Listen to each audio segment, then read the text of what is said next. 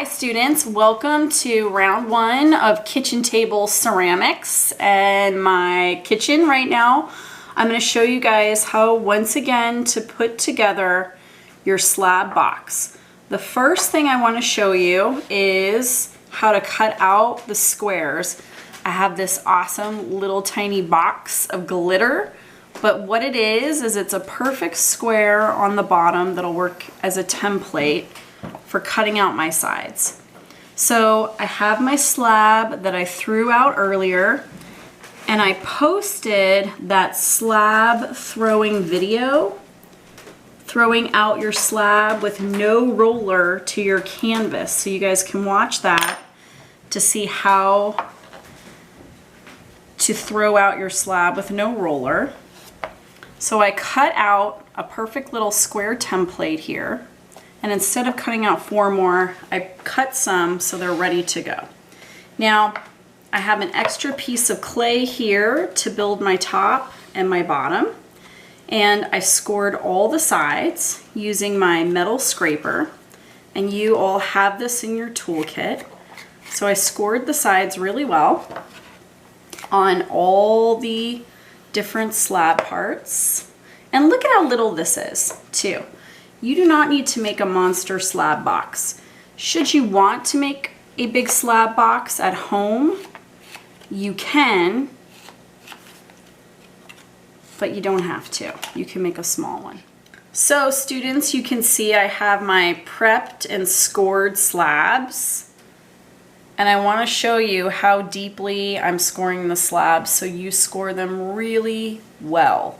It's important that there's dark shadows scored into the clay. Now I have a little slab here that's ready to go, and I want to mention again that all these slabs are leather hard. They're not dry, they're not wet, they're just in that perfect leather hard phase where I can put my fingernail mark into it, work with it, and they're doing well. Okay, they're in good shape. So I'm going to score my clay here really well. Once again, deep dark shadows. And if you remember from an earlier video I posted on how to make joining slip, I have my joining slip here and ready to go. I'm going to slap down a lot of a lot of slip, sorry, to join my clay box together. That was too big of a chunk there. I'm going to take my first side, apply a thick layer of the joining slip. Don't be afraid to join it with a lot of slip, okay? And then I'm going to press the side down and really squish the slip down into the slab here so it's joined really well. Now I'm going to take this slab, score the front edge of my box, apply more slip. You could probably hear my dog running around. And I'm going to butt up this side of the box against the one that's attached, and I'm pressing really firmly. I'm going to clean all this up, make sure it's firmly attached. Now I'm going to take this side of my box, and I can make a choice to either create a box shape that's a rectangle or a square. So if I arrange them in this sort of ascending order, when I attach them, I'll get a square. Or I can butt them up against each other like this, tuck this one inside, and then I get more of a rectangular box. Whatever you want to do, it's up to you. You all decide. So I'm going to score this again. I just like to make sure that everything is just scored really well. And that's so important in ceramics, that you use ample slip, okay, that you use a lot of scoring, and you try and make sure that your clay is all the same consistency. So I'm going to join this one now, and look at how much pressure I use. I really squish my slabs together. I'm going to turn this. And then lastly, this box, this side of the box, is going to go right in between those. So I'm making more of a rectangular shape. And that's cool. There we go. More scoring. Lots of slip.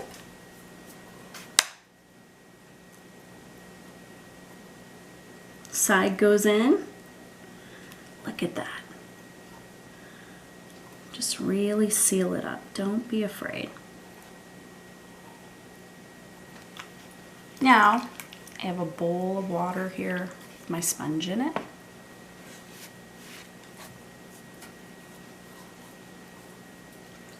And I can clean this up a little bit, see what's going on. Now I'm going to take my needle tool.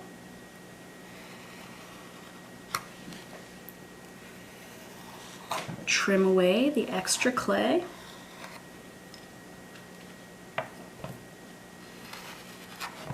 On all sides.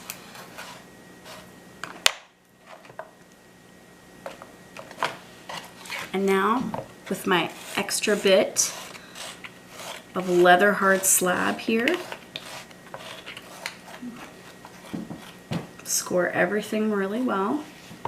And I want you to see here that this one is a little unlevel. If that is happening to you, no biggie. Just like you're peeling an apple, you can just sort of peel the sides or trim them down so everything is flush. Rescore.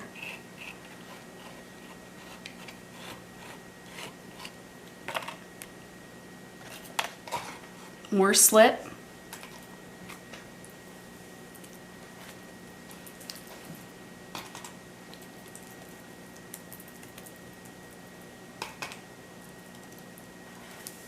Don't be afraid of the condiments, right? It's like the ketchup of ceramics here. Slip. Wiggle, jiggle, and attach. So I flip my box over, and I'm attaching it down really firmly.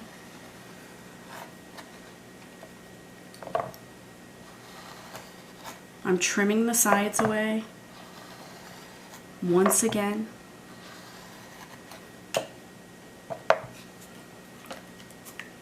I'm going to clean everything up and take stock of my box here, see how it looks.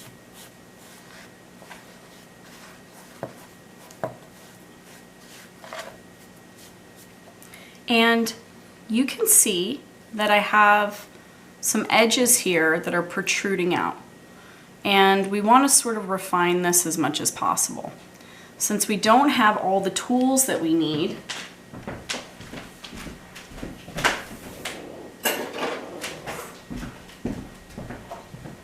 that we would normally have in the ceramic studio, I'm just going to take a sharp steak knife, and this is going to do wonders to just file the edges away. All of you, be really careful when you're cutting.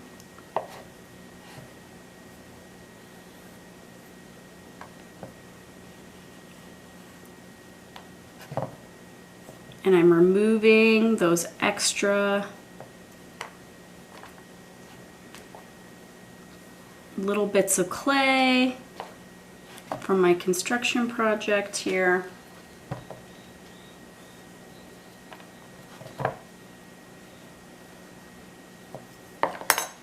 And now I have a perfect cube that I'll sponge again.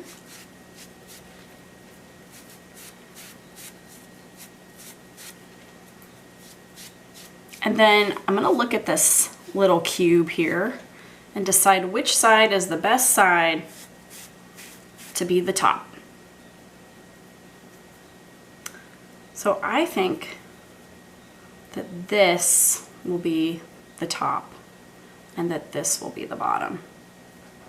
So to determine how to make my lid, if you remember from class, I want you all to do a smooth flowing lid.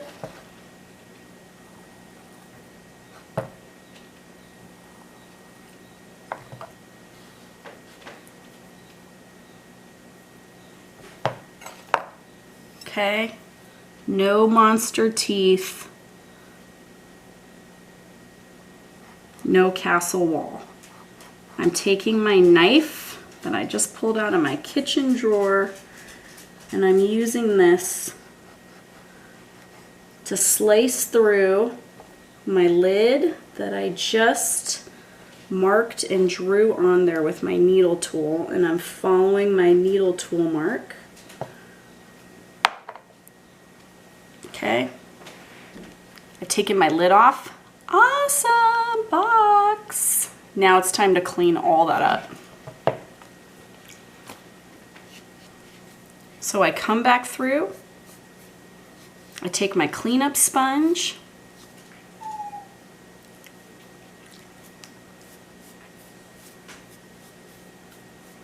sponge all of this down. All of you will sponge your box down and make it smooth, because we want to maintain good craftsmanship. So I clean all this up. And now at this point, you have a great little box. You could take your extra pieces of clay from your slab.